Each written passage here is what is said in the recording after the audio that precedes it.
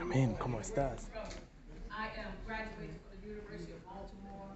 I had some, discretions in the past, got myself in trouble, and I said, God, if you get me out of this one, I promise I'm gonna act right.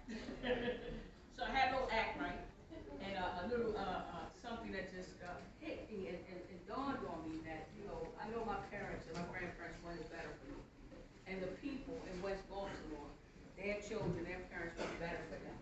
So I am that connecting person to those folks out there and to the college. And I'm just glad that the president recognized that true equity means that you have to go after the least of them. We have some folks who will be in spaces, but they are projected to be there. There are some people who have been counted out, who are never projected to be a Dr. Ben Carson. There are some people in the projects right now who nobody recognized their genius, but I do. And I'm not going to preach because I'm telling you preaching, but it's just been on my heart, and I will say it, but I don't separate church and state. That I will simply say that, the theory of the 99 sheep, I like to be the shepherd. Because of God's 99 sheep, if you have all 99 of them, it's one out there that he wants and desires.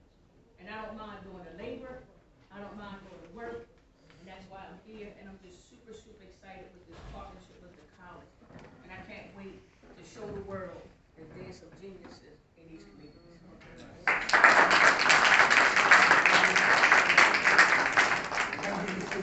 Thank you.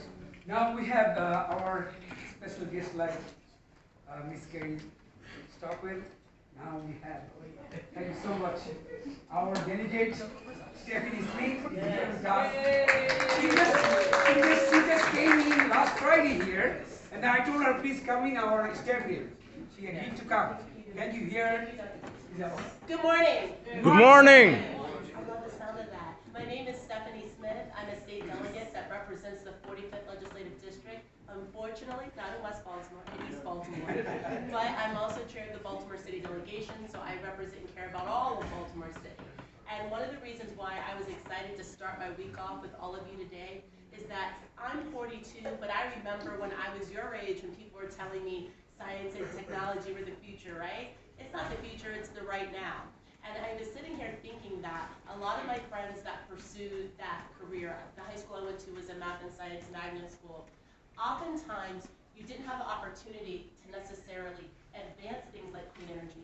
You're generally going to be recruited to work in fossil fuels, to generally work in dirty and extracting industries. And so you are arriving at a moment where you can harness these very skills to protect Mother Earth, to protect the planet, your neighborhood and community. But there's also something in it, not just economically for you, there's something in it for the culture and for us as people. How many of you have heard about artificial intelligence? Everyone's talking about it.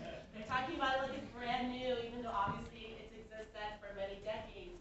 Anytime you've ever had a chat with a non-real person to solve a problem online, you were interacting with artificial intelligence, which I know you know that.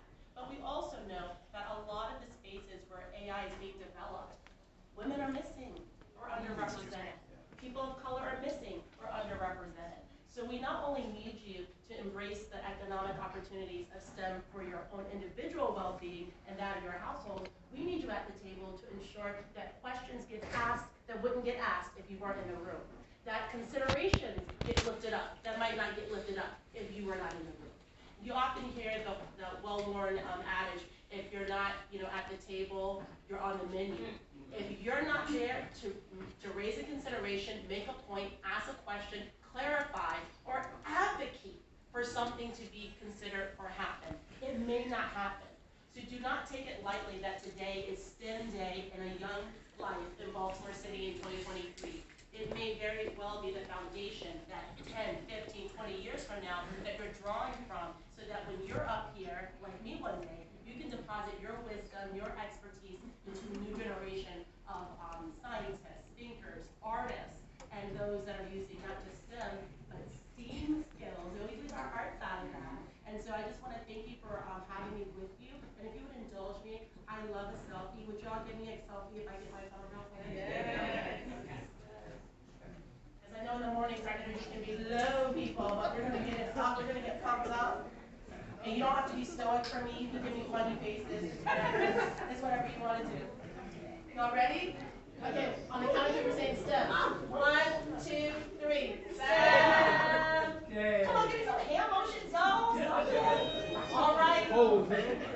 Thank you. Thank you so much. Thank you for having me. Thank you, Daniel Speak, for your valuable speech for us. Now the little bit recognition. I want Kennedy, please come in, and one Morgan student, please come.